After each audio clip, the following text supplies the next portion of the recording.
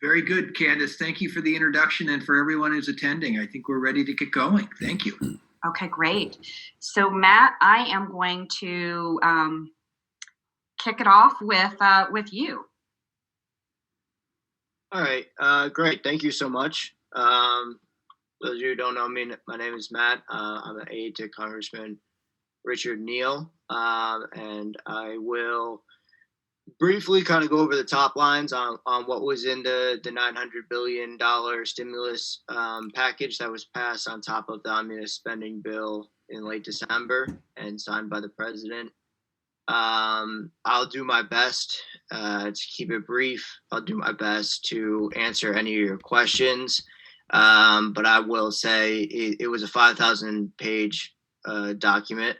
And anything that I don't know, I'm more than happy to research, find an answer for you, and follow up offline. So obviously, I'm sure you guys have known the stimulus checks are $600. They're not $1,200. They're not $2,000 yet. So the $600 individual stimulus checks are already starting to go out. Some people may have already gotten them. Some, I've been told, are going out in the preloaded cards again, which I don't think was popular, but a good thing to be aware of. The deal that was settled on the unemployment insurance was the $300 a week federal supplement on top of your state unemployment benefits.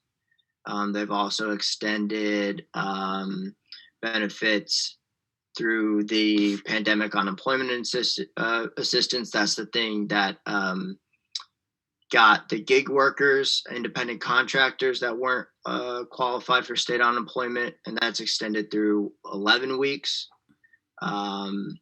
So I know, unfortunately, some people hit the benefit cliff with that, but hopefully these start easing some of that. Paid family sick leave. It extends the refundable payroll tax credit through March 31st this year. Obviously, the PPP and EIDL loans were pretty successful and pretty popular through the CARES Act. They have allocated both money for both of those programs again, $284 billion for the PPP. With some minor changes, I think I should point out, it is, again, still capped at 500 or the industry level. For those going for a second round of it, it will be capped at for businesses with 300 or less employees. Some interesting changes, which I think could benefit the restaurants, are for hospitality industries. Instead of basing your loan payment on 2.5 times of your payroll, your monthly payroll, they're going to go up to 3.5 times. All of it's still capped at $2 million as opposed to the $10 million that we saw in the CARES Act. So moving right along, there's, some more to it. Of course, anyone should feel free to reach out to our office. Every situation is a little bit different, and I'd be more than happy to work through specific questions that you might have. The EIDL loans, there's $20 billion for that. They are not forgivable in the way that the PPP loans are, but they're still a pretty good deal. They've been recalibrated to target for entities in low-income communities. For cities out in the Berkshires, I know Pittsfield and North Adams has some low-income tracts, so that could be beneficial for the cities out here. And let's see, a lot of money for testing and prevention programs. $20 billion for vaccine purchases, $9 billion for vaccine distributions. I know that we were, speaking about distributions in Berkshire County just earlier this week. So, another $20 billion for testing and contact tracing. So, the effort to manage the pandemic is still being well funded. I think the hospitals will be seeing some money, $3 billion for reimbursement for hospitals for the COVID expenses and lost revenues. Obviously, they're still taking a hit as we reach our second wave here in the Northeast. Let's see, what else do we have here? A lot of money still for food insecurity, $13 billion for nutrition assistance. They're going to increase the SNAP benefits by 15% through June of this year. I know obviously the food insecurity has been substantial and the food banks have been feeling that. So hopefully that will help cut in that. There's $25 billion for emergency rental assistance. And they extend the eviction moratorium through just the end of this month. $4.25 billion for mental health. That's going right through through HHS. How that will be allocated out, I'm not sure if that's going to go through block grants through the state or whether that will go through direct grant programs just through HHS. That's something I'm more than willing to find out.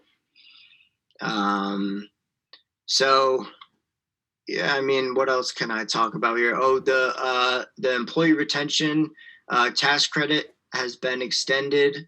I think that can be very beneficial to some businesses in the area. It raises the wage reimbursement from 50% to 70%. And it raises qualified wage per employee from $10,000 per year to $10,000 per quarter. So that is getting much, much more substantial and something I think businesses in the Berkshires can benefit from. Hey, Matt, we have 2 questions in the chat for you. Yeah, sure. I mean, I don't have the chat open, so. Oh, that's all right. I'll be happy to read it for you. Can you talk about the grant funding for performance venues? And then the second question is for PPP, is the number still 25% lost revenue? Yeah, that for real quick with the PPP, that is still the standard. And for I'm sure a lot of you guys have heard about the Save the Stages effort for independent venues, small theaters. There is $15 billion set aside. Through that, I'm not sure. Again, and I've talked to staffers on Senator Hahn's office about this. I'm not, and maybe they know, but now more than me. But I'm not sure if that's going to be. I mean, $15 billion is a lot of money. But if that is competitive grants throughout the whole nation, that can go pretty quick. Or whether that's blocked out through states can change the dynamic of how that's able to be accessed. So I don't know if that's as robust of an answer as you were hoping for, but there is a good amount of money for stuff that I think, again, stages in the Berkshires can benefit from. So Matt, we have a question that was put in earlier that is wanting to know if there is money in the CARES Act to support nonprofits that have over 500 employees. Yeah, I mean, I'm fortunate as far as the SBA loan benefits go. It was capped at 500, and we weren't able to get a carve out for employers over that. As far as what other benefits that can recognize, I mean, more than willing to have help offline for the specifics on that. But the simple question is, as far as participating in the PPP loans and the IDL loans, I don't think they will be able to, unfortunately. Another question for you, Matt. If you previously employed more than 300 staff, but now employ less than 300, can you apply for a second loan? Yeah, I mean, I would think so, because you have to, given the standards of the 8 weeks that you have to prove revenue loss, I'm sure that would also go towards how many employees you applied during the time that you're applying for the loan. But I would encourage you, we can work together offline, or if you talk to your local lending institution. I know a lot of people were getting these both directly from the SBA or through local SBA approved lenders. They'll be able to work with you to figure out the logistics on it. Thanks, Matt, Matt. this is Peter Taylor from Berkshire Taconic. A question for you. With the incoming Biden administration, any insights now on what Chairman Neal's priorities will be for any potential third federal relief package? Yeah, I think I don't know if Rep.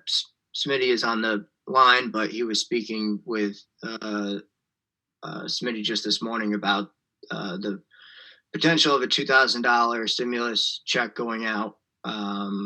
I think has increased substantially since we took the Senate seats in Georgia. Infrastructure, I think that the congressman has been wanting this for many years now. I think the possibility of that is real. Now, whether I think there's another stronger possibility of a stimulus where we have really addressed the fallout from COVID, and I think there will be another spending package to address sort of the recovery, and whether that is the same as an infrastructure bill or alongside of it, I don't know right now.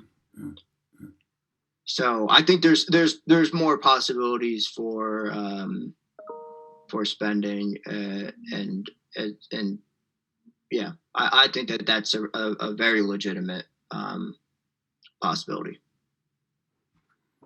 Thank you, Matt. So I'm going to actually move us along to the Berkshire delegation, which when we open the question and answer section does not prevent people from going back and asking Matt some additional questions. You have a little time maybe to think about that. But I want to take a minute. We did send out with the meeting materials an overview in some of the issue areas that many of us are following. Of course, we know that's not comprehensive, but we tried to pull out what we thought might be of most interest to you. But I'd like to have our senator and representatives take just a couple of minutes and address the budget, where we are now, any kind of thoughts you have. And I've got Senator Hines, Representative Pignatelli, Representative Farley Bouvier, Representative Marks, and Representative Barrett. If you all can kind of just follow one another right in that order, that would be great. So Senator Hines. Okay, great. Thanks. Thank you very much, Candace, and United Way, and Peter, and Northern Berkshire United Way, Williamstown Community Chest, and Nonprofit Center. I think it's so great that we check in regularly. I think it was vital, the early and swift action, and it's smart and it's wise that we reconvene now to take stock and think through what are the next really big ticket items that we need to be focused on now that you have, I dare say, the light at the end of the tunnel. And quite honestly, there will be implications that we'll be living with for a long time ahead in terms of changes to commerce and travel patterns and vulnerable populations and working arrangements. And so honestly, I feel like this type of a check-in will probably become a regular part of our lives in the period ahead. You're right. We just finished a budget. We just finished a 2-year session last week. We are quickly moving ahead into the next budget already. It's only 3.5 months away. And so it's also a good reason and a good time to check in on that front. So we can give you a quick snapshot, and I don't want to take all of the talking points, so I'll only maybe mention a few insights or reflections from the issue areas that you put before us. But it's also, I think it's a good time for, mostly I hope we're hearing from everyone here. And I do want to just say how great it is to see everybody. And this is exactly what I love about Berkshire County is when you You have 120 people on the call, and every single one of you are doing your best day in and day out to make sure our community is strong. So thank you to everybody. I think I'll go in order of areas where I think we're doing well and then move towards the areas where I still have serious concerns. And this again is on the list that you provided, which is education, food, arts and culture, economic development, mental health, housing, and childcare. I think I just revealed the order that I have them in, which is where we're doing okay for funding on the financial side, and to where I still have serious concerns.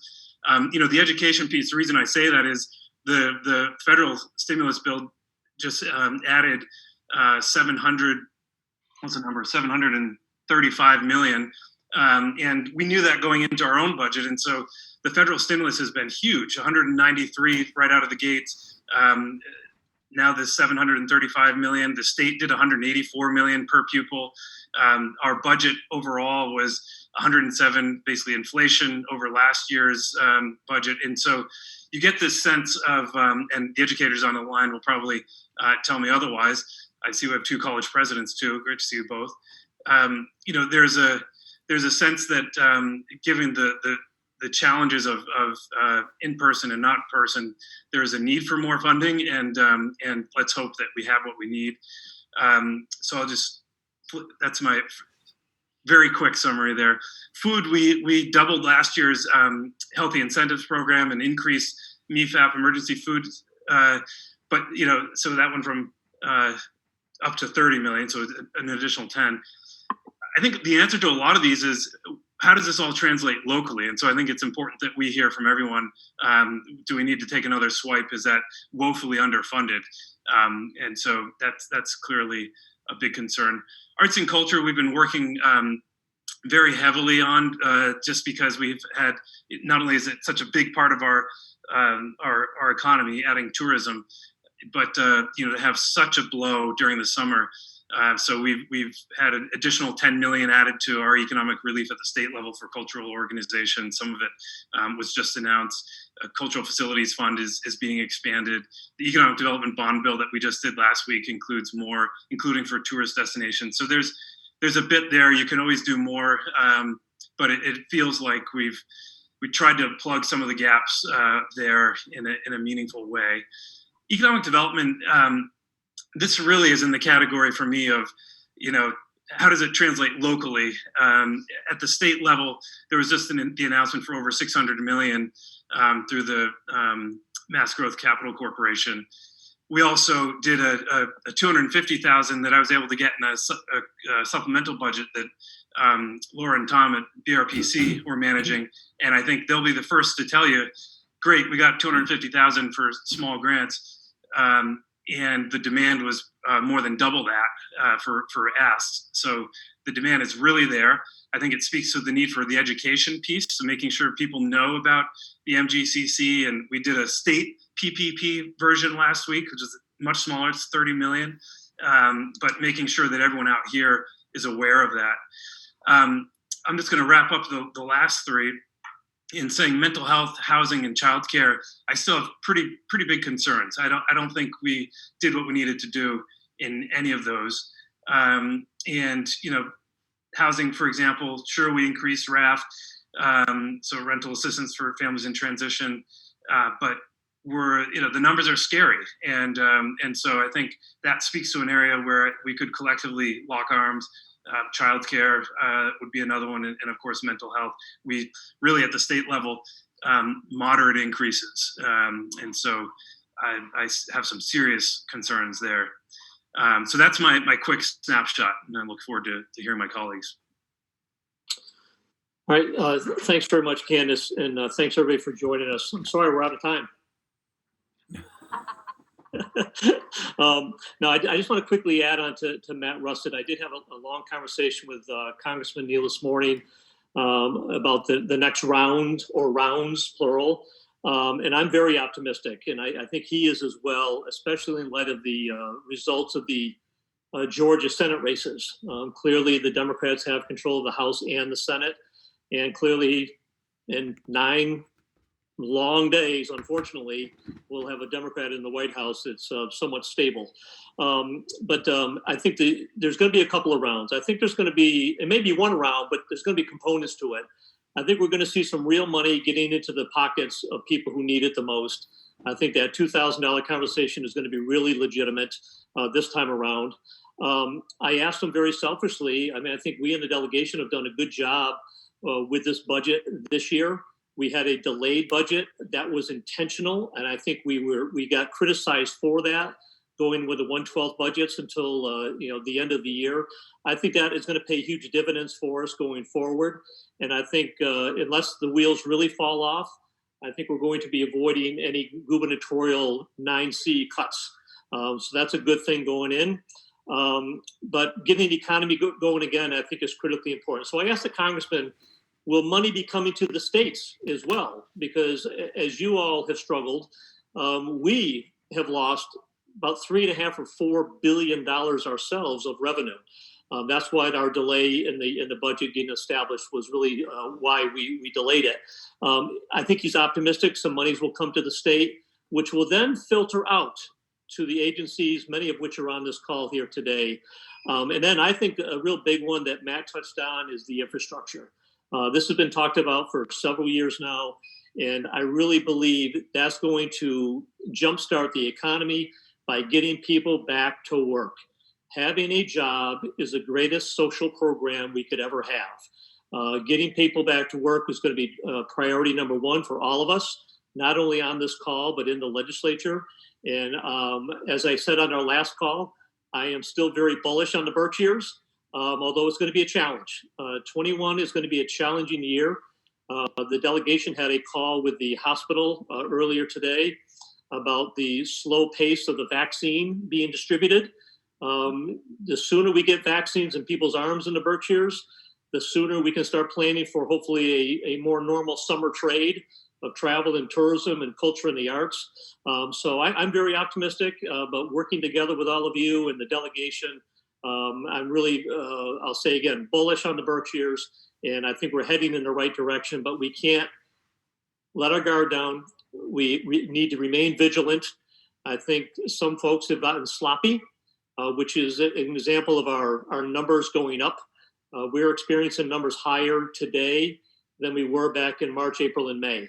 So I think people need to continue to be vigilant, and I think the next few weeks are going to be critically important because we had a Halloween surge, we had a Thanksgiving surge, which moved into Christmas, which moved into New Year's.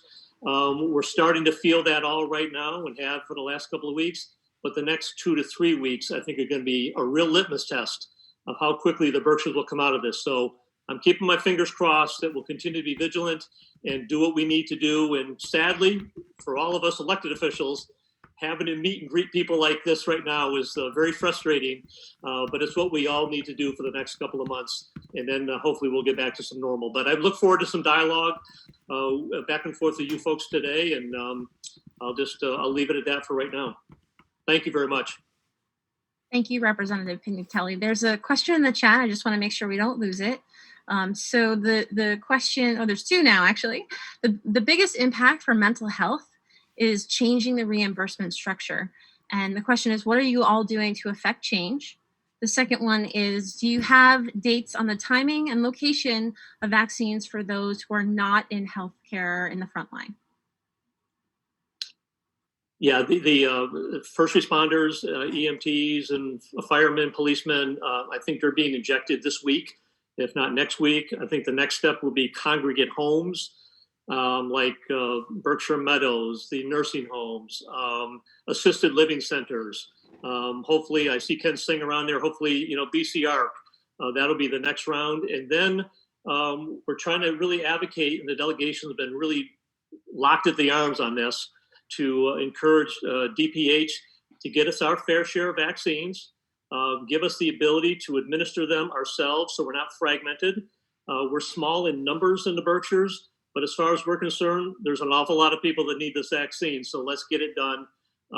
There's no time or place beyond this right now. We're actually working with local leaders to find the easiest, accessible, ample parking, and the ability to get people there to these locations to get them lined up. We don't want to have lines like you're seeing in Florida or other parts. And I think if we do a north, central, south, we'll be able to avoid that and get as many people as vaccinated as possible, as soon as possible.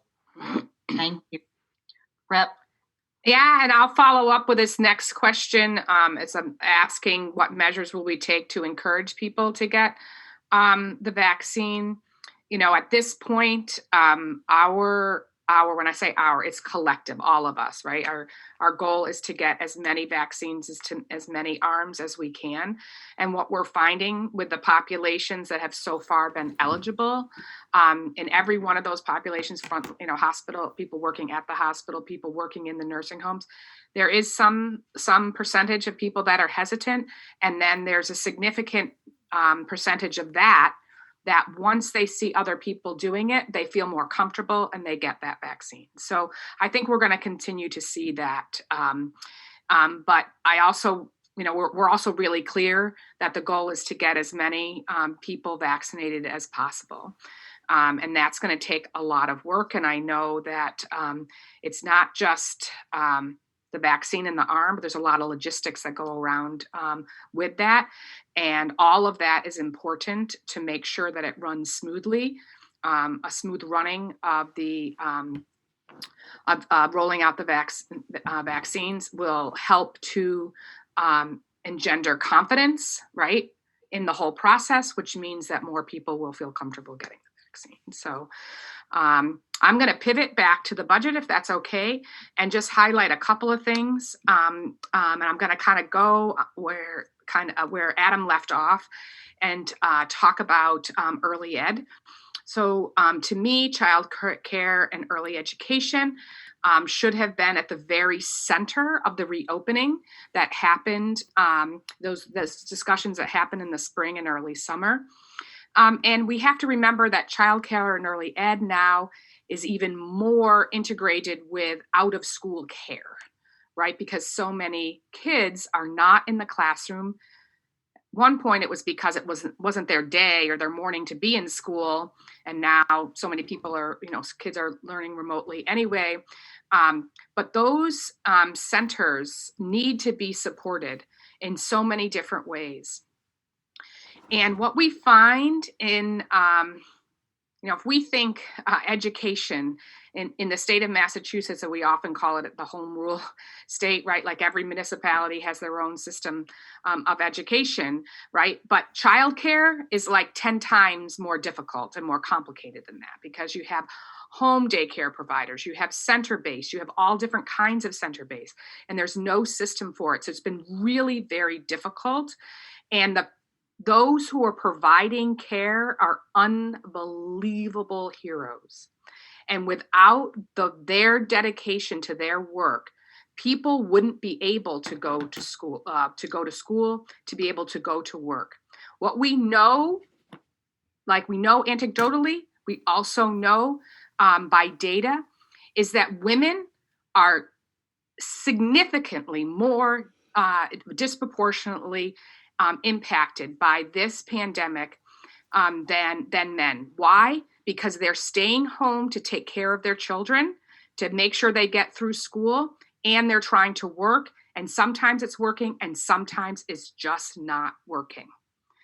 And so we need to solve the childcare and early ed problem, and it needs to be job one, so that we can get, just like Smitty said, we got to get people back to work. We can't get people back to work if we don't address the child care system. And so, you know, that is going to be a major focus of mine in the coming months. And know that the funding for that is also complicated, because like you can't give like the city of Pittsfield, you know, dollars to do childcare, because it's, you know, it's way more dispersed than that. So all these other things are super important, and I believe in funding all of them, but I just think that early ed and childcare doesn't get talked about enough, and so I just wanted to focus my remarks on that. So thanks very much, Candace, and thank you all for being here. It's exactly this kind of conversations that we need to have. You've got quite a few yes, amens in the chat that are agreeing on early ed. Representative Marks?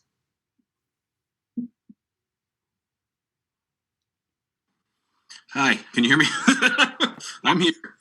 I'm calling in from the car in the land of no internet, no cell phone service. So thanks for bearing with me. When I hear my name, it always takes me a little second to get back on board. So, thanks for pulling this together. Thanks for having us back here to offer an update. And I think it's important in my role as the chair of the redistricting committee, which I've been serving as for the last 4 years, to kind of give a final update on the census and talk a little bit about what I'm expecting with the whole redistricting process in 2021 as we move forward. And so the census put out, obviously people, I don't have to walk back through. We saw there were delays because of the pandemic, and the census adapted, and in some ways they did a great job. In some ways there's some questions, but one of the biggest questions we all have about the census actually revolves around the administration, and finally knowing who won the election, who is going to be sworn in a couple of days.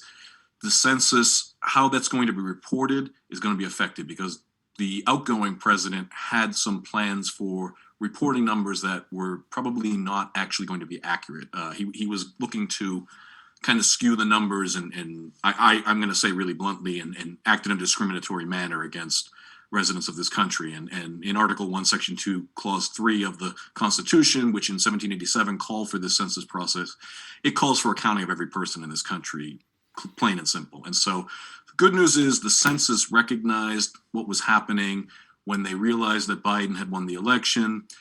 They actually put out a message that because of the delays in the counting and the procedures they had to go through, that they were going to have a delay as well. The numbers are supposed to be reported to the president by December 31st of last year, and they felt it was going to take about 3 weeks longer than that to report the numbers, which by an amazing coincidence is January 21st. So we're looking forward to the census hopefully reporting numbers to the new president by the end of this month. And so the good news is the most recent estimate that I've seen that came directly from the Census Bureau. And again, this is only an estimate. So until we get hard numbers, we don't have real numbers to play with. But the most recent estimate was only off by 8,000 from the estimate we received in 2018, 2019. And so if that's true, if the count is only off by 8,000 people, the good news in that is it shouldn't affect the reapportionment process for Massachusetts. And to explain what that is, reapportionment is how the U.S. House of Representatives seats are reallocated. Now, Secretary Galvin, for whatever reason, I think is still having some leftover trauma from the whole Trump plan, and he has announced that he's ready to sue if the numbers come off significantly off from where the latest estimates were. So if we see a situation where Secretary Galvin mentioned like 300,000-400,000 people that Massachusetts is short, then expect that there will be lawsuits, because that obviously couldn't be accurate and would reflect some kind of a skewing of numbers in a discriminatory manner. We don't want that to happen. If the numbers that I've seen most recently, if they come off pretty accurate to what the actual census numbers are, then what we're looking at is in the state house, now all 160 House districts, all 40 Senate districts, all 8 Governor's Council districts, and all 9 U.S. House of Representatives districts will have to be redrawn, and under our state constitution, they have to be drawn in the year following the census. So we have to complete this process in 2021. The House numbers, under what I've seen, you're looking at an ideal of about 43,085 people. And so we can vary in the House and Senate districts by 5%. So our districts would have to be somewhere between 40,931 and 45,239. And that reflects about a 2,000 increase from 10 years ago. And so without counting a single person, each of us in our House districts and our Senate districts will have to be looking for, making up that number. In the Senate, we're looking at an estimate of numbers between 163,722 and 189,56. Again, a pretty significant increase. I think about 8,000 more than the 2010, 2011 numbers. In the U.S. House, they can only vary the districts by 100, and in 2011, we actually varied them only by 1. And so we're estimating that those districts will be right around 765,953. And so what that means for us out here in the Berkshires is, I think this isn't going to come as a surprise to anybody, the growth in our population doesn't exist. So our population has actually declined in Berkshire County. The latest estimate was about 3.5% decline.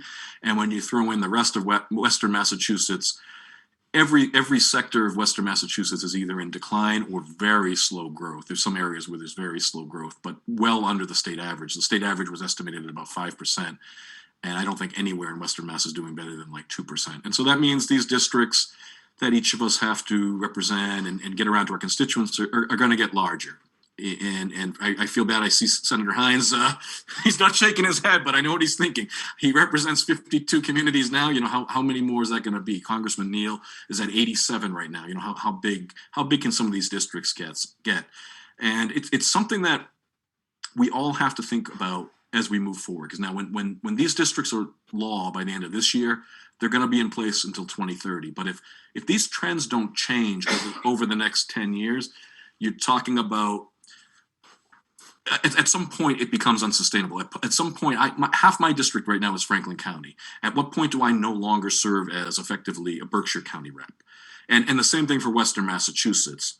You know, we have 19 House members right now. The city of Boston has 19 on its own, and Boston has grown significantly. So something, as we look forward, as we consider all of the issues right now, but as we talk about also reopening and then rebuilding, Berkshire County has to take advantage if there are infrastructure bills, specifically telecommunications and transportation. We have to find a way to stop this loss of population, because at some point it's going to put us in even more of a disadvantage. We're getting funding for programs, having our voice in Boston and in Washington, you know, taken seriously is going to become really, really difficult. I think that's a pretty thorough telling of the census and the redistricting process, but I'm obviously happy to answer questions. And if there's something happening in the chat, I can't see any of it on my phone, so sorry. Thank you. Thank you. That's great. And we'll pick up some of the chat comments, continue to put those in, and we won't lose them. But I do want to go to Representative Barrett, and then we'll pick up the chat and some questions that we had that were submitted early. Well, thank you for having this today. It's you know, on January 1st, this seems strange when I stopped to think about the job that I'm now in. This is my 6th decade in public service, and I never thought that I'd see what I'm seeing today in our country, in our world, and all about us. You know, raging pandemic, and I sometimes question myself how I got back into it. But you know, it feels good because of all the jobs that I've had in public service. This is the one where people are in need greater than at any time that I've served over the past 40 plus years in this office. You know, when I stop and I think how we have to work so hard on the unemployment issue, and many of the people that are, you know, receiving this are also seeking services for many of the organizations that are on this phone call today, the food banks. My God, I never have seen lines this long in North Adams and in other communities in the Northern Berkshire area that I represent. It's just, and people who I never expected to see there. And the calls that each one of us get as representatives and the senator, because of the problems with unemployment now. They've gone 6, 7, 8, 9 weeks, sometimes longer, because of the identity theft that's going on out there and the problems that we have to deal with. The education problems that we're dealing with at the local level, the cultural institutions. Representative Pignatelli and I, in our respective districts, have had to talk about how do we keep these cultural institutions going and the amount of money that comes into the county. Many of them supporting the agencies, again, that are on this call, employing so many people here in Berkshire County, the impact it's had on Williams College, MCLA, Berkshire Community College, our educational system. We've talked about early childhood education, you know, and as someone who was a former elementary teacher for 14 years, I recognize the importance of this, and as do the others. But Representative Pignatelli brought up another point too, is that, you know, we are transitioning now over the past 10, 11 months now. It's entering its 11th month, I guess, of when all of this started. We have gone through basically a holding pattern. This is the time now that we have to move forward. We cannot talk about holding patterns. And the big question, and I've written about it several times, is how do we get from here to there? And that there is when we're going to be vaccinated, when we can start getting back. That is a problem that each one of us as a legislator faced about. We had a rather heated conversation this morning among us and Berkshire Health Centers. Not heated in an angry way, but a frustrated way. We do not believe that the state of Massachusetts is adequately providing the vaccine or a plan. It has to be. There is no plan in place to get it in people's arms. They're getting it here. But when you stop and think about it, in the state of Vermont, they're right now vaccinating psychiatrists, psychologists, and everything else. Yet we have over 400 dentists. I think that was the figure they used. I didn't believe it. That have not received the vaccination and will not receive it until phase 3 of the distribution process. Something's wrong there when that's happening. And we're pushing very hard with the support of, we're supporting Berkshire Health Systems to make sure that we can get this county vaccinated. There is no reason on God's green earth that we shouldn't be fully vaccinated in Berkshire County by the middle of April if they would undertake and follow the plan that was talked about this morning. That should happen.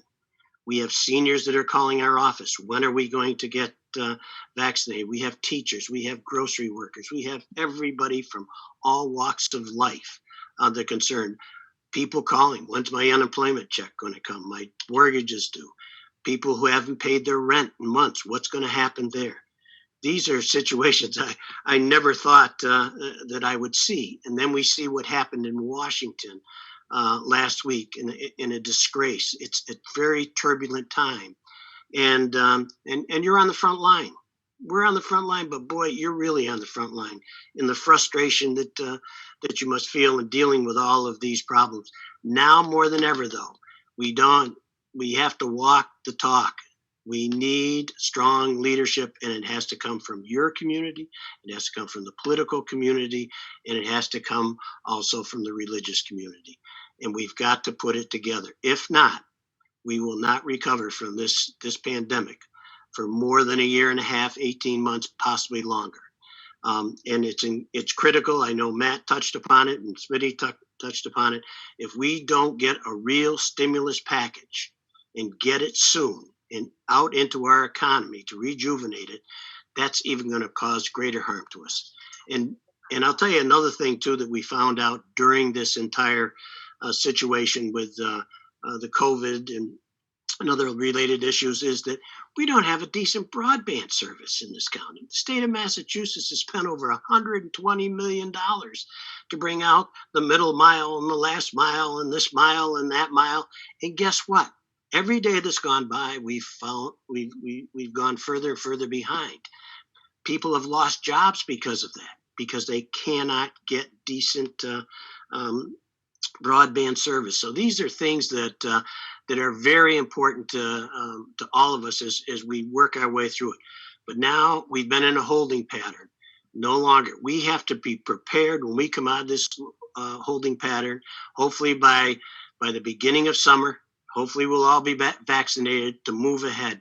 And I think many of those that are afraid of the vaccine, I think we're seeing less and less. And there's probably a good chance we'll get to that 75% mark that people have to become vaccinated, and we can start to do it. As I told one individual who was very reluctant to get it, and it was an older person. I said, "Do you ever want to see your grandchildren again? You haven't seen them in 11 months. Do you want to see them again? That should be enough for you to want to get that vaccination, even if it knocks you on your rear end for a few days. Take it and get it done, and it'll happen." But boy, I'll tell you, I have nothing but the greatest respect for the people that are on this call, and also my colleagues. I thought this was an easier job than being mayor. I'm starting to wonder. But it's at any rate, we're there to help you in any way we can, and certainly answer many of the questions that you have. And I'm sure from your constituency, you're hearing when am I going to get vaccinated? So we're working on that. I can guarantee that. So thank you for having us all here today. Thank you, Representative Barrett. We have a couple of questions, but I just want to pause and see if Peter or Candace wanted to throw something out. Yeah, thank you, Representative Barrett and all the delegation. We do have a number of questions that came in advance of the session. The first one is from Kelly Pizza from Dalton Council on Aging, and it's about senior transportation. Kelly wrote, due to COVID, ridership is down and it's costing more for councils to provide transportation. What support is available to cover this loss, if any? Well, I'll just pick up on it only because the last one, the support is going to come from the stimulus package that's going to come from Washington, hopefully. In this stimulus package, it just came out. There was money in there to help cities and in states and smaller communities. That slug of money has to really come from there, and then it will come from the state government, which has started to fund this transportation more. But that's why everything is so contingent on the stimulus money coming from Washington and the state getting it into not our arms, but into the local constituencies that are out there that need this. So there's many little things that was just mentioned. How many people are really thinking about senior transportation, how they're losing money and all this? But those are the issues that are being hit right now and have to be addressed. Thank you. Two questions on the same topic. Both recognize the continued priority for funding basic needs, but the question really is focused on what supports are out there for frontline workers who are experiencing greater stressors and teachers outside those that are most vulnerable. Are there items in the state budget that you can point to that really are focused on frontline workers and teachers in terms of mental and physical health? Go ahead. Somebody else can go ahead. Paul, you were right after me if you want to jump in. If he's there. If not, go back the other way. Tricia, you're next, I guess. I guess I'm trying to understand that question just a little bit more about what you're asking about, what kind of help there is for teachers and such. I mean, like in the profession of teaching, we're trying to get as many dollars into the school systems as we can, so to the districts as we can, so that they can be supported, within their districts. And certainly education, I would say that K-12 education has received the most attention in this. So I think that's what people are asking when it comes to teachers. And then, when it came to other essential workers, I mean, for example, in grocery stores, there was a big push to say to the grocery stores, and it did work with some of them, you need to give bonus pay to these people that are working for you. And that did work in the early days of the surge. And then, they seem to have kind of cut that back. I mean, not really sure who made more money than grocery stores during the spring. And so I think it's about that. But, I'm going to go back and say, all these families that are working on these essential jobs, sorry, I'm going to bring it up again, but, childcare is one of the big stressors, and we do so very little to support childcare. And if I could just quickly jump into this very, very quickly, the legislature at the end of the year, we passed a pretty significant healthcare bill, which included telehealth. So folks who were, tied to their jobs, or if they're lucky enough to have two jobs this time of year, or childcare like Tricia says, you don't have to actually go to the doctor. You can actually call them up, and the doctors are being reimbursed accordingly. So I think that's going to be a big help as well. We just saw recently the Breen Center open up a house up in North Berkshire. That was a long time coming. So they wanted to have it open 6 months ago, but the state was slow to pull that trigger. So I think that there's a lot of services that are there now that need to be amplified. But some of the things we did in the healthcare reform bill are going to make it a little bit easier for folks to access their healthcare providers. Thank you both. A question came in this morning in terms of what the delegation or the state can do to help nonprofits access PPE. I'll jump in and answer that if starting off. Talk to Matt today to take that message back to Congressman Neal so it's on their plate, because it really has to come from the federal level. In the state, as it was mentioned earlier, we were short this year $3.5 billion, I believe, and we used half of it from our reserve funds to fund that. Everything is contingent upon the next and possibly beyond that, as Representative Pignatelli mentioned, of getting these stimulus packages. That's why the both of us tried to get in line for cultural institutions, for restaurants, and further on down the line, other reps saw that what we were doing and put forth bills to deal with nonprofits in helping them, either through grants or loan projects. The governor just came out with another package to help small businesses, $69 million 2 weeks ago. And you know what?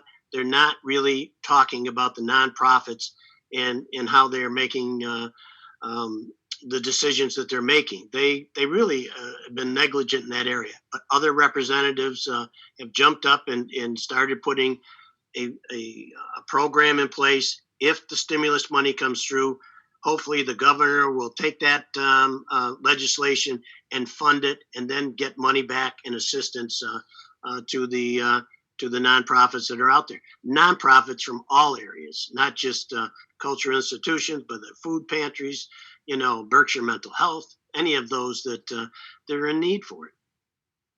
Thank Just you. I mean, that's a segue to the last question before we get back to the chat is, and this is for anybody in the delegation. Do you anticipate any other supplemental appropriations before the next fiscal year budget? And if so, how best can nonprofits really get information to you and inform what you advocate on their behalf for in Boston? I doubt it before the next budget, only because the next budget is 3.5 months away. And so, and we're just receiving this now. I mean, I say that, and I know probably next week we'll be signing off on a supplemental budget. But the reality is that we have done these supplemental budgets from time to time. We did a major COVID supplemental budget, which was tied to basically getting FEMA reimbursements. We needed to spend it in order to get the $1 billion reimbursement. And so the challenge when you have so much money going into the state right now is we're under a state of emergency, and we've relinquished a lot of control at the legislative level. This last budget, we said, actually, we don't like that arrangement. And so we're kind of asserting ourselves again to get more control over that. But really, I have a feeling the real crux, the next biggest conversation is going to be in April for the House. And so the kind of the runway between now and then for everyone on this call, working with the representatives, and then May for the Senate. And I want to underscore the point that's been made by everyone else about the importance of the federal side. Sure, we were down $3.5 billion this fiscal year, and we covered it via one-time expenditures, rainy day fund, et cetera. We were able to tax $30 billion that was brought into Massachusetts through the federal government, through PPP, through unemployment and one-time checks. Without that, it probably would have been $5-6 billion. And so the implications that these forms of assistance, sometimes in direct assistance to the state, other times through other programs, we cannot overstate it. And it allows us, quite frankly, to do a couple things I mentioned in the chat in terms of reimbursement rates. We're able to say we can shift money around based on what we're seeing in real time in Medicaid expenditures, Mass Health, et cetera. And so it's a bit of a shell game, but it's going to be that way probably for, I'd say, the rest of this fiscal year, the next fiscal year even. And if I can just add, Peter, that I would agree with the senator that it's unlikely unless the next and a soon federal stimulus includes aid to the states, which obviously we've been left out. The state has been left out in the last few stimuli packages. But the other thing is that it is really normal that starting in January, and an awful lot of these partners on this call know this, that we have, regularly conversations with different sectors to talk about, what the needs are, what's going on. I think of these big breakfasts that Ken Singer puts together, right? So to talk about like what's going on with human services, that kind of work should continue. There's no reason that we can't still keep meeting, albeit, like this, as opposed to, in the ballroom at Berkshire Hills. So we continue to want to partner with members of our community to first and foremost listen and learn about what your needs are so that we can turn around and advocate at the state level.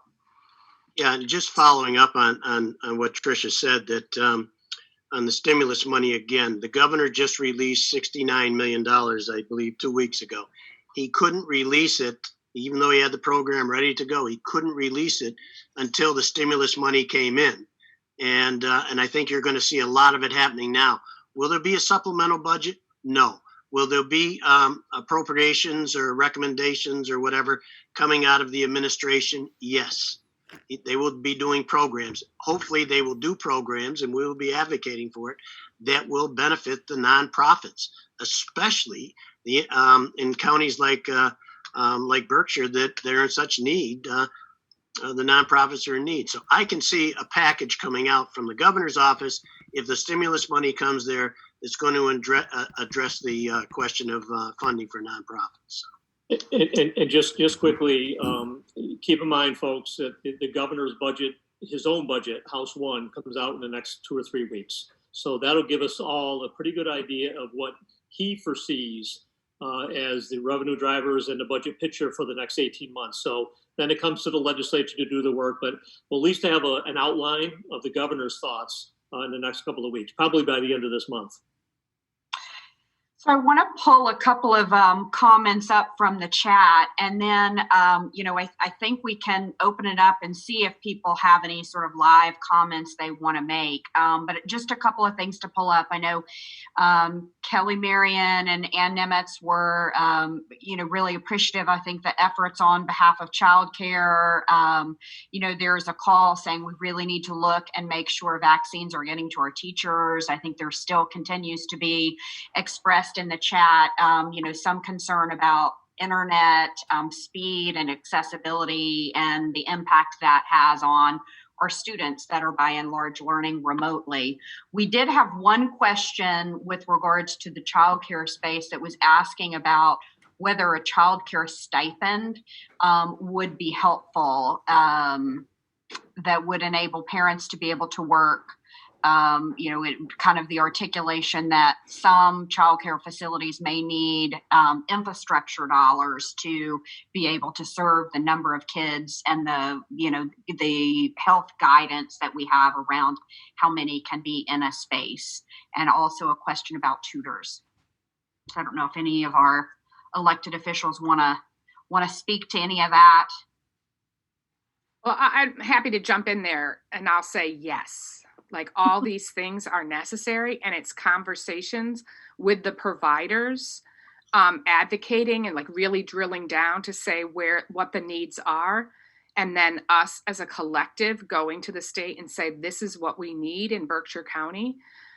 We need to, I don't know what it is. I'm going to just make this up, but like, we need more broadband capacity at the Boys and Girls Club or at the Lenox Children's Center so that kids can be working there and have enough people online to be able to do that.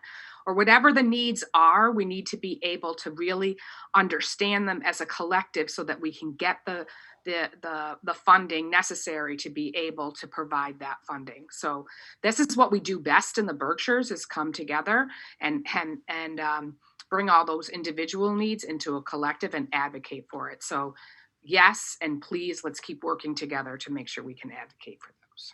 And Candace, if I could just quickly add to that, I think the Berkshires, we should just lean back on what we do best. And I would encourage everybody to get creative.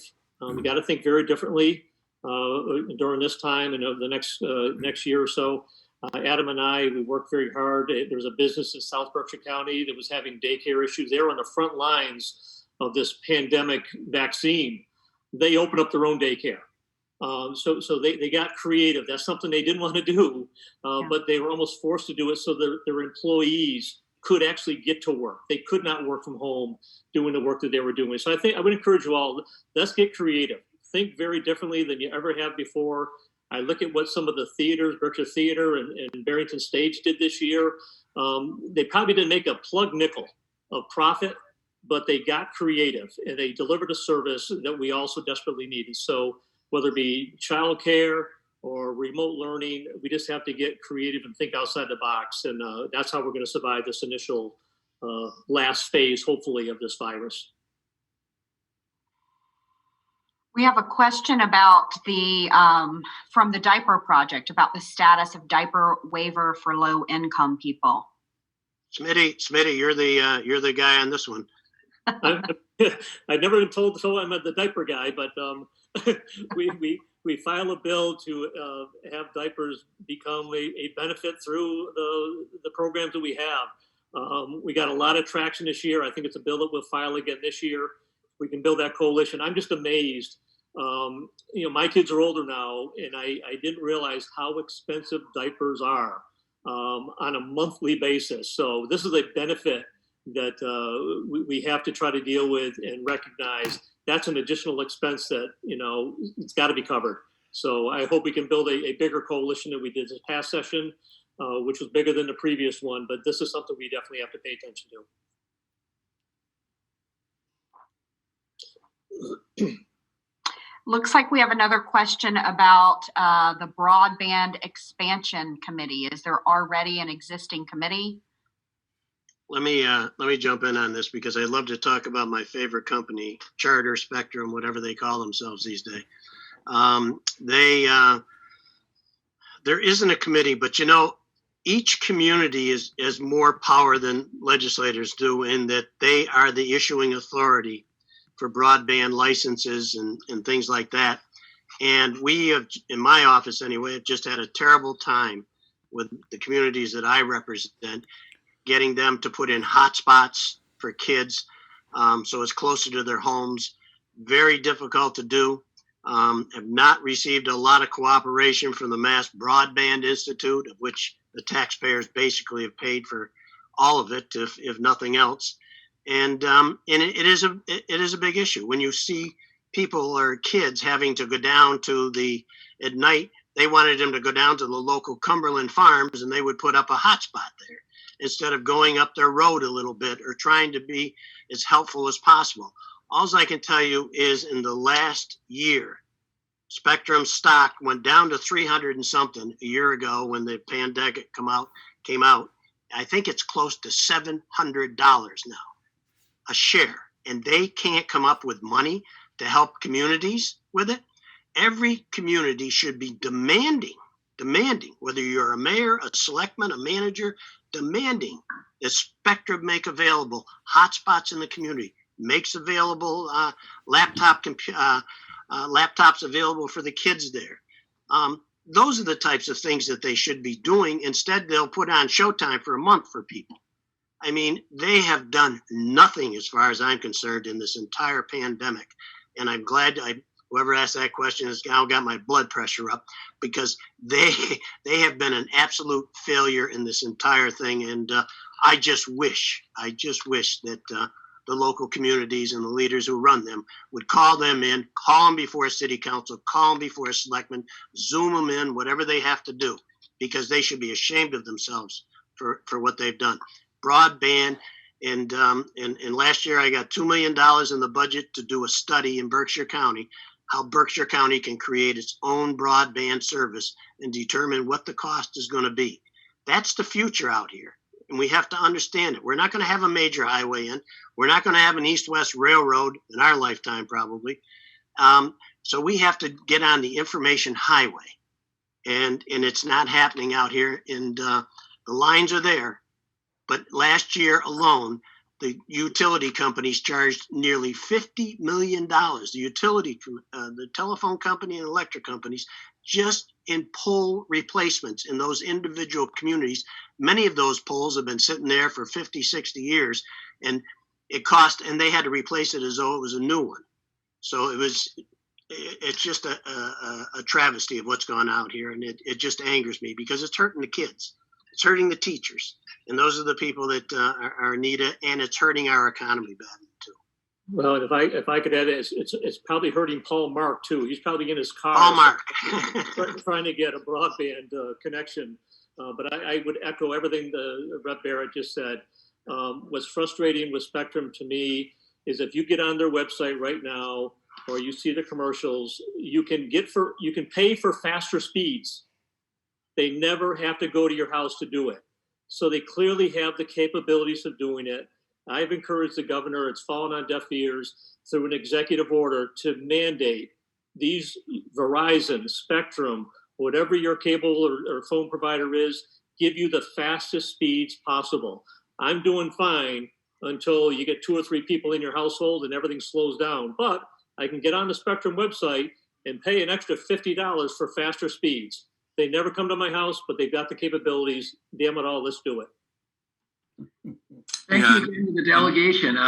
Lots of energy on those last couple of comments. So let's take that energy and open it up to the nonprofits on the Zoom in terms of comments that you have that you want the delegation to know, or also there are a number of funders on the Zoom, and we're in the process of trying to think together in terms of how we can support your work. And so there are 3 questions that we offered up with the agenda that I'm going to refocus us on. One is, what are any other comments you want the delegation to know?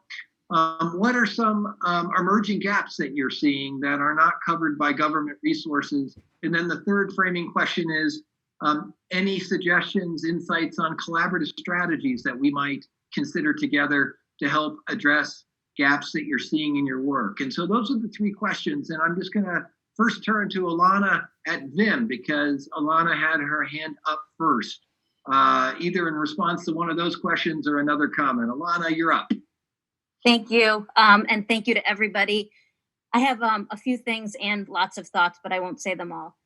First question, I have 3 questions though. I'm curious if there's any work being done right now to see the impact of the second homeowners who've moved here and the impact that they have had on the community over, this COVID period. And just seeing, how that's impacted both the economy, but also the local nonprofits, especially during this year-end time, and how that's offset some of the losses that different places have seen. The second thing, as I will mention, is in terms of the ESOL students and the immigrant population, this is who we're seeing mostly at Vim. We've seen a huge gap within the school system on support for the ESOL families. And I think what happens is we have a mindset of what we need to do. Oh, we just need to give people broadband and then they can connect to school. But we're not thinking about what it takes to actually effectively connect. Do the parents have the literacy to use the computers? Can they support the children while they're home? What are the other supports that are needed to surround that? And I think that's the impact of these centers in Pittsfield and Berkshire South. To be there to support some of these kids and to be able to fund these programs fully would be an easy thing to do and a high impact move for the delegation. And then the final thing is, in terms of economic impact, Vim did that with parents this summer and this fall with the help of some of the mass COVID funding, and actually gave stipends to parents who had young children, which they were allowed to use for childcare, camp, or to help them offset some of the lost income. And it was extremely impactful. So I think it's a great suggestion. And finally, collaboration is the best thing about the Berkshires. I think COVID has really brought that out. And I think from the food food is definitely an issue, but we are not seeing, in our population, we are not seeing hunger. We're not seeing people who are food insecure, because there's been such amazing collaboration to make sure that there are so many spaces to pick up food and to get food, and Berkshire Bounty and everyone, that people have access to the resources. So I think the collaboration needs to focus not always on just finding the resources, but making sure we're getting people to the resources that already exist. Thank you. Thank you, Alana. A lot of good comments and questions there. Let's go back to to the delegation. Any insights, analysis that's been done about the impact of new arrivals in the Berkshires?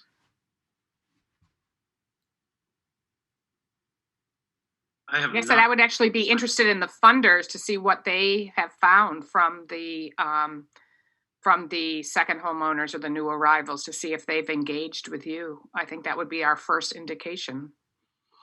And so I can just briefly touch on that, Peter, with some of the work that we all did, the co-host in this with the Berkshire County Emergency Fund. We certainly did see some support coming in from second homeowners, from folks outside of the community. We have not done a comprehensive analysis of that, but I will say that we certainly did see some gifts coming in from folks who have a primary home somewhere else, and many who maybe were spending the COVID months, the spring and summer here in the Berkshires. And I'll just add to Candace to say that in terms of donors that work with and through the Community Foundation, we have a number of donors who are part-time residents that have indeed moved up here full-time, and they were active participants in our COVID response efforts. I'd also offer up that we had a number of donors to our COVID response funds that did end up starting new donor advised funds at the end of the year. So I think that is indeed, as you say, Representative Bouvier, an indication of their commitment to the region and wanting to give back. So, I'm also interested in how people volunteer too, like they're new to the Berkshires. And, we certainly knew early on that an awful lot of our volunteers are retirees and maybe hesitant to be out there given COVID. And, places, for example, as our food pantries, our feeding programs, our community suppers, are people participating in that. So, and I'm not sure you'll have the answer, but I know United Way is trying to also do like a volunteer. Yeah, I do think that we have seen, quite a few individuals and, in populations that were second homeowners and also populations who, live here full time, who were interested in volunteering in a safe way. And, we've recently launched at Berkshire United Way a new volunteer portal center. I know also the nonprofit Center for Berkshires also has a volunteer site. We've been working very collaboratively on that.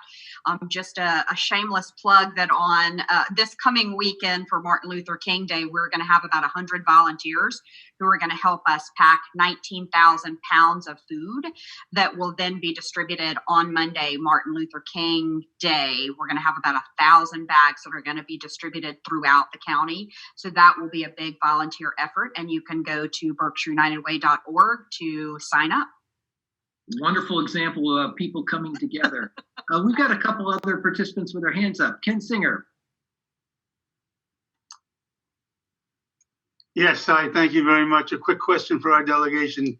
When COVID broke out in the spring, we worked very hard along with you, our delegation, and the governor to urge them to give us hazard pay for our staff who are working in the front lines, which is the only way we could really get them. They needed incentive to go in there. We had about 14 houses that were quarantined at the time. And now we're back there again, where we're starting to have many houses quarantined. And we are looking for the same kind of thing again, and we have had no response. And I wonder if there's any thought that we need to do something for our staff.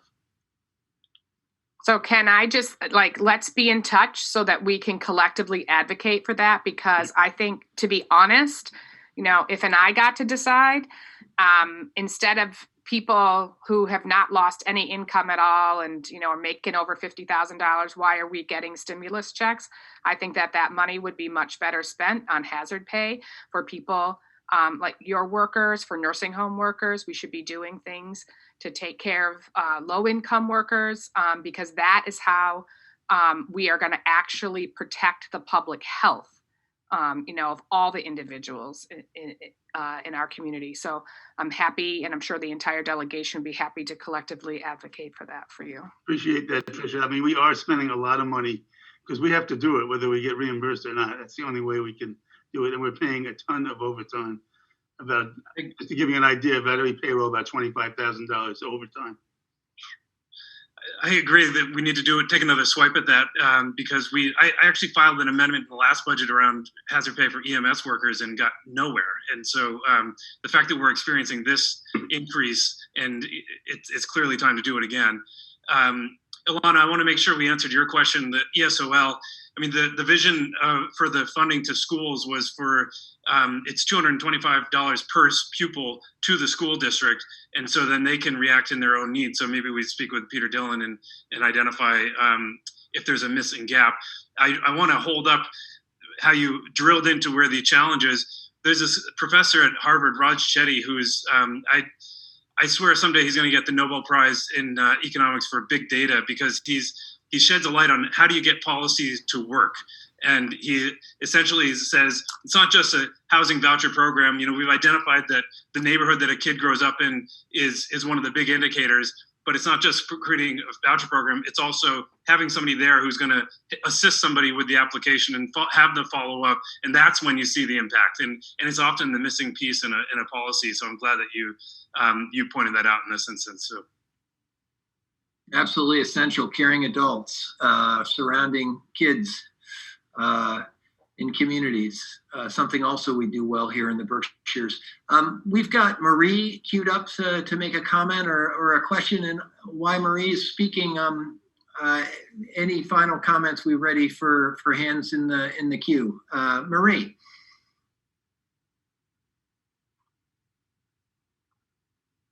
You're on mute.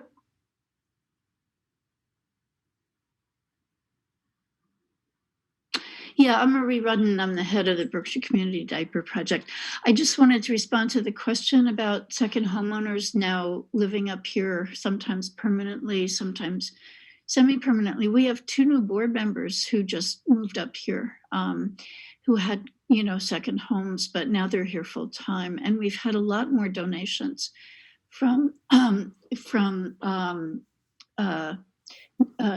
homeowners who now live here, who have been learning more about, need in the county. So I just want to say, I think that I've noticed an enormous difference since they've been coming here.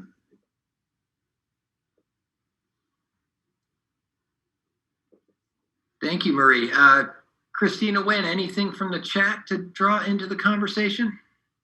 There's a lot of things that are happening in the chat. We're a very active group today, which is really wonderful to see the engagement from folks.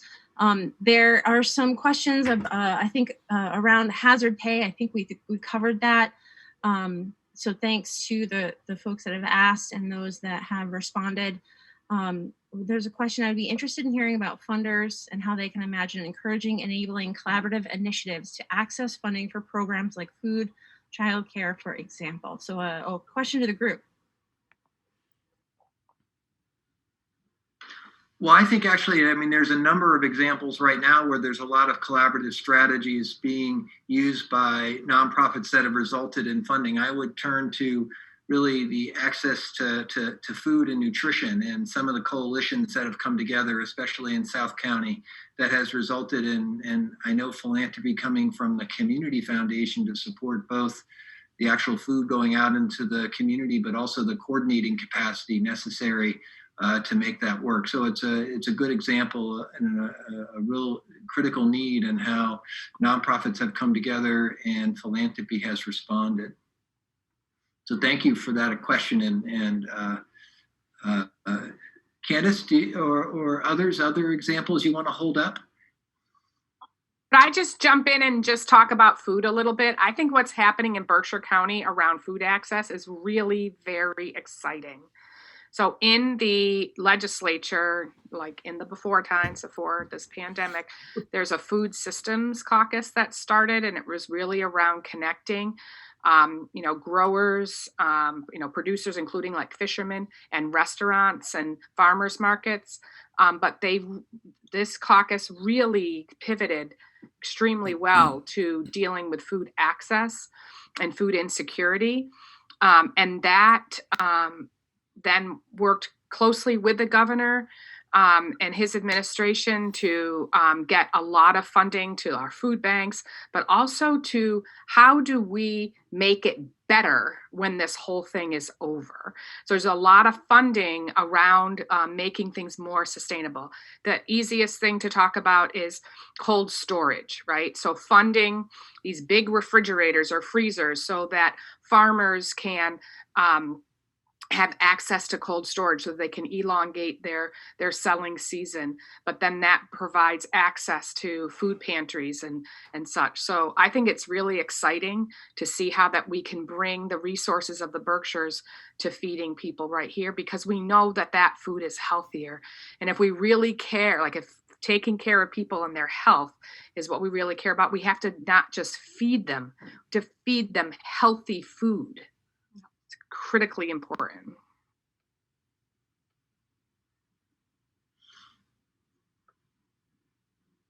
Thank you. Christina, any other comments from the chat? We have some good news. We have a new nonprofit that's joined us today, Berkshire Academy for Advanced Musical Studies. They're serving students. It's free tuition, so check that out if you have some time. And then we have a question. Has anyone actually gotten a payment from the first round of the Payroll Protection Act grants funds just yet?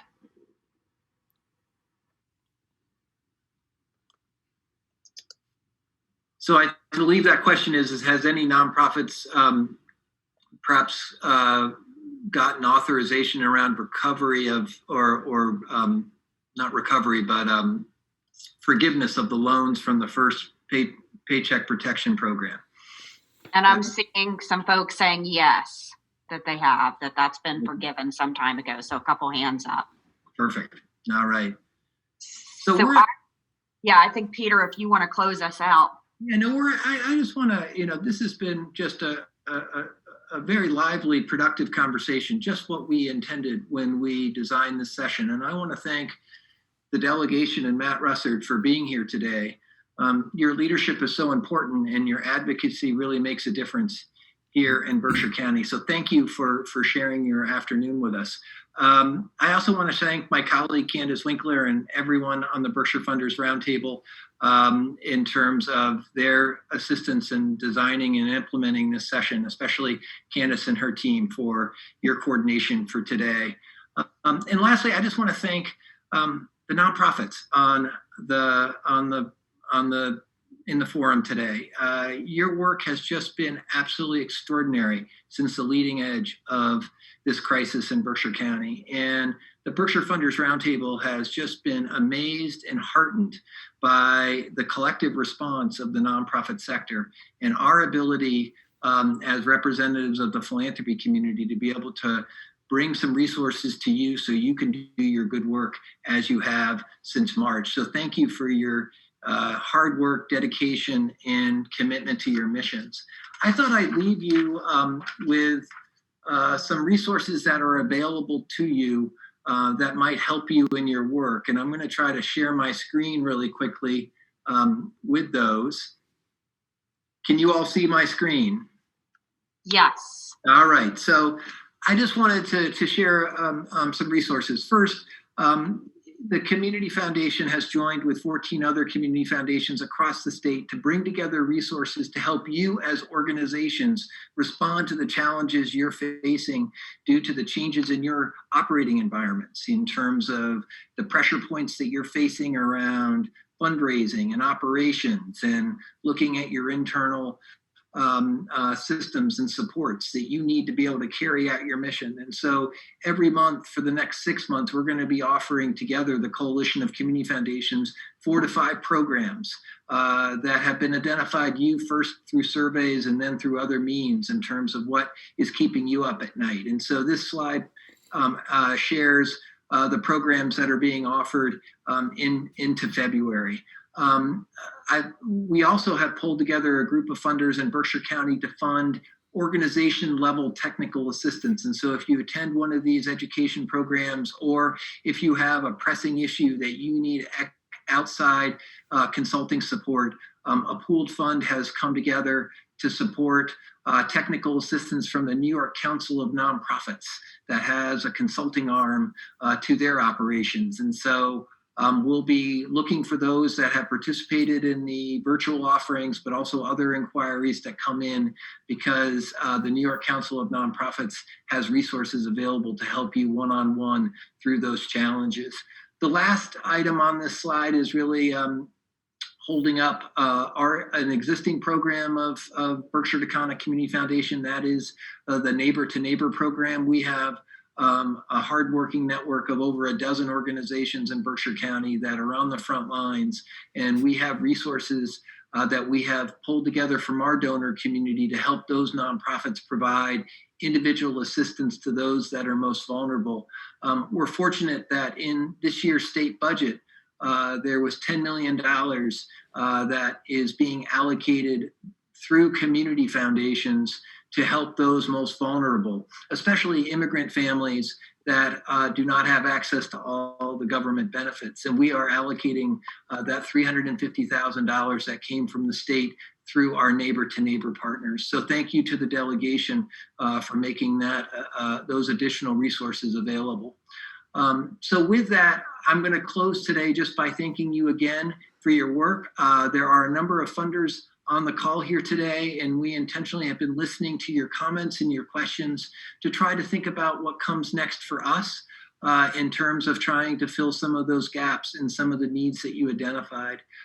We were so fortunate to be able to work together in the early days of this crisis to pull together some resources, almost $3 million in resources to help close some of the gaps, especially before government resources became more widely available. So we are continuing to think as a funder community what we can do to stand shoulder to shoulder with you as this crisis continues, given that there are good rays of hope on the horizon that we've talked about today. So with those comments and list of resources, I want to again thank my colleagues at the United Way and at the Berkshire Funders Roundtable, and also the Nonprofit Center for the Berkshires for co-sponsoring this today. So with that, good evening, and please know that you can contact any of the funders on this call with additional comments or questions.